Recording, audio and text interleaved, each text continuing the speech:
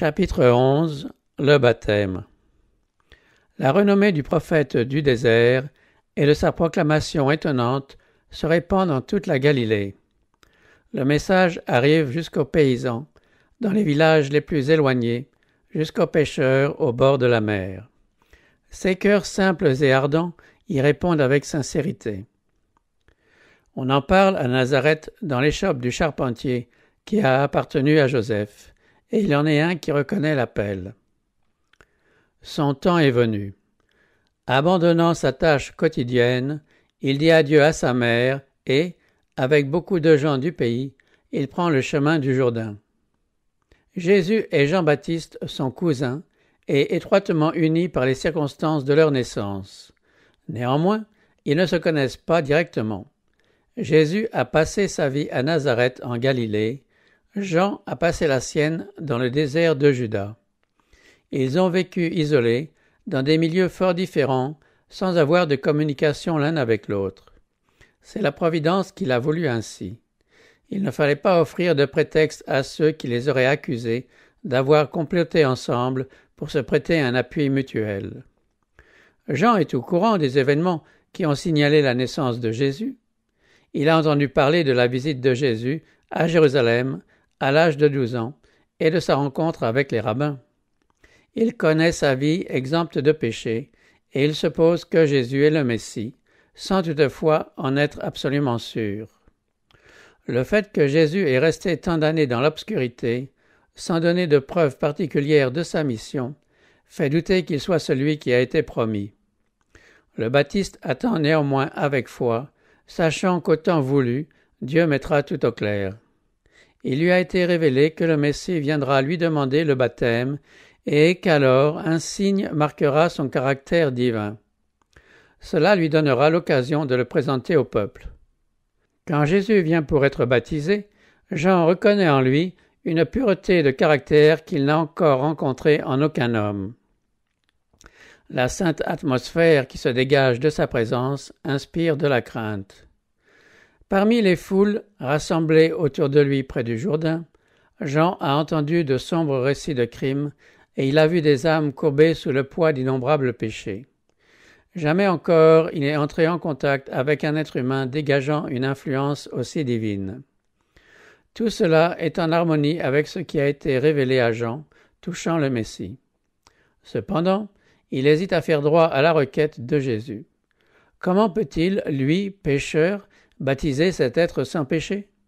Et pourquoi faut-il que celui qui n'a pas besoin de repentance se soumette à un rite équivalent à une confession de culpabilité? Jésus ayant sollicité le baptême, Jean recule s'écriant « C'est moi qui ai besoin d'être baptisé par toi, et c'est toi qui viens vers moi ?» Jésus répond avec autant de fermeté que de douceur « Laisse faire pour le moment, car il est convenable que nous accomplissions ainsi toute justice. » Jean cède, conduit le Sauveur dans les eaux du Jourdain et l'y ensevelit. Dès qu'il est sorti de l'eau, Jésus voit les cieux s'ouvrir et l'Esprit de Dieu descendre comme une colombe et venir sur lui. Ce n'est pas pour confesser son propre péché que Jésus reçoit le baptême, mais il s'est identifié avec les pécheurs, faisant les démarches que nous avons à faire et accomplissant l'œuvre que nous devons accomplir. Sa vie de souffrance et d'endurance, à partir de son baptême, doit aussi nous servir d'exemple. Après être sorti de l'eau, Jésus s'agenouilla pour prier au bord du fleuve. Une ère nouvelle et importante s'ouvrait devant lui. Les conflits qui allaient le mettre aux prises avec les hommes se dressaient devant lui. Bien qu'il fût le prince de la paix, sa venue devait dégainer une épée. Le royaume qu'il venait établir était tout l'opposé de ce que les Juifs désiraient. Lui, le fondement du rituel et de l'économie israélite, il allait en être considéré comme l'ennemi et le destructeur. Lui, qui avait promulgué la loi sur le Sinaï, il serait condamné comme un transgresseur. Il était venu pour briser la puissance de Satan, on l'appellerait Belzébul. Jusqu'alors, personne au monde ne l'avait compris, et il continuerait de marcher seul durant son ministère. Aussi longtemps qu'il vécut, sa mère et ses frères ne saisirent pas le sens de sa mission. Ses disciples ne le comprenaient pas davantage. Ayant vécu jusqu'ici dans l'éternelle lumière, intimement uni à Dieu, il allait vivre sur la terre dans la solitude. Il faut qu'il porte le fardeau de notre péché et de notre condamnation, puisqu'il est devenu un avec nous. L'être sans péché doit éprouver la honte du péché. Le pacifique doit vivre au milieu des querelles. La vérité doit habiter au milieu des mensonges. La pureté doit coudoyer la bassesse. Péché, discorde, désir coupable, tous ces fruits de la transgression lui sont un supplice. Seul il foulera le sentier, seul il portera le fardeau. La rédemption du monde reposera sur lui qui a dépouillé sa gloire, acceptant les infirmités de la nature humaine. Il voit tout cela et il en souffre, mais il reste ferme dans sa décision. Le salut de la famille humaine réside dans son bras. Il étend la main pour saisir la main de l'amour tout-puissant. Le regard du Sauveur paraît pénétrer dans le ciel, tandis qu'il épanche son âme dans la prière. Il sait à quel point les cœurs des hommes ont été endurcis par le péché, et combien il leur sera difficile de discerner sa mission et d'accepter le don du salut. Il plaide auprès du Père pour obtenir la puissance qui vaincra leur incrédulité, qui brisera les chaînes que Satan arrivait autour d'eux et qui pour eux amènera la défaite du destructeur. Il veut un témoignage de Dieu acceptant l'humanité en la personne de son Fils. Les anges n'ont jamais entendu une telle prière. Ils voudraient apporter à leur chef bien-aimé un message rassurant et consolant. C'est le Père lui-même qui veut répondre à la supplication de son Fils. Les rayons de gloire jaillissent directement de son trône. Les cieux s'ouvrent et une forme de colombe toute resplendissante descend sur la tête du Sauveur. Emblème bien approprié à celui qui est doux et humble. Jean, et quelques-uns seulement parmi ceux qui se trouvaient au Jourdain, aperçurent la vision céleste. Cependant, l'assemblée sentit la solennité de la présence divine. Le peuple considérait le Christ en silence. Il paraissait baigné dans la lumière qui environne le trône de Dieu. Son visage, tourné vers le ciel, respirait une gloire qu'on n'avait jamais aperçue sur un visage humain. On entendit une voix venant du ciel disant « Celui-ci est mon Fils bien-aimé, objet de mon affection. » Parole destinée à inspirer la foi aux témoins de cette scène et à fortifier le Sauveur en vue de sa mission. Bien que les péchés d'un monde coupable reposassent sur le Christ, et malgré l'abaissement auquel il s'était soumis en revêtant notre nature déchue, la voix céleste le reconnaissait comme étant le Fils de l'Éternel.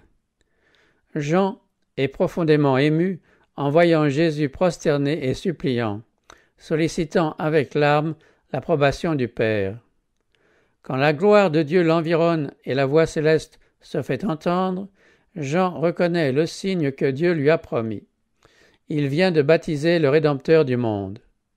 Le Saint-Esprit le saisit et, la main tendue vers Jésus, il s'écrie « Voici l'agneau de Dieu qui ôte le péché du monde. » Aucun des auditeurs, et pas même celui qui prononça ces mots, l'agneau de Dieu, n'en a compris toute la portée.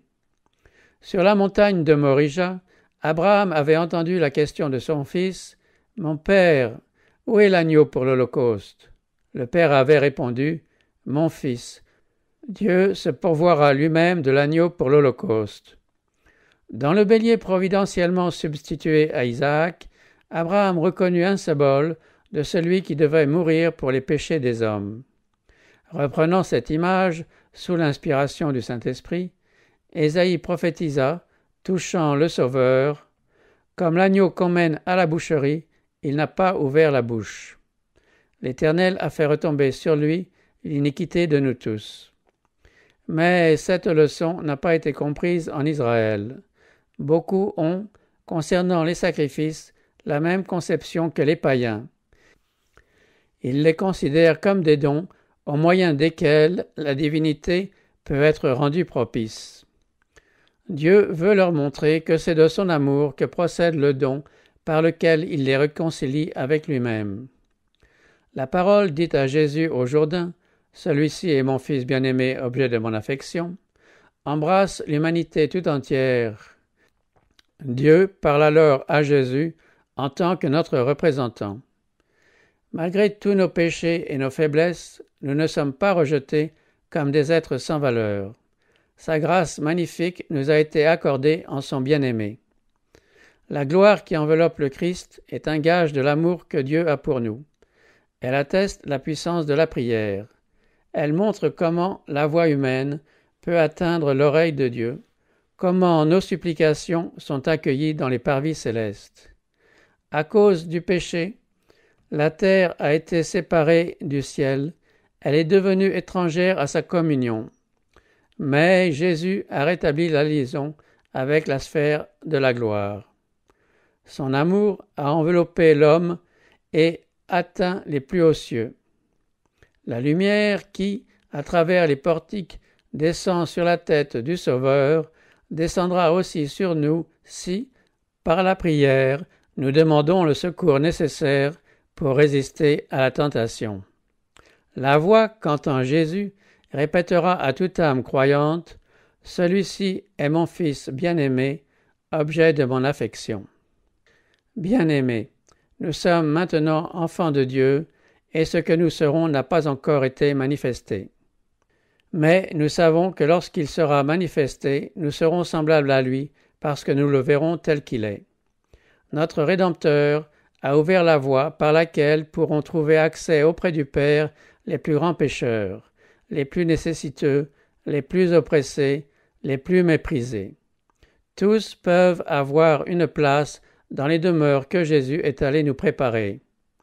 Voici ce que dit le Saint, le véritable, celui qui a la clé de David, celui qui ouvre et personne ne fermera, celui qui ferme et personne n'ouvrira. J'ai mis devant toi une porte ouverte que nul ne peut fermer.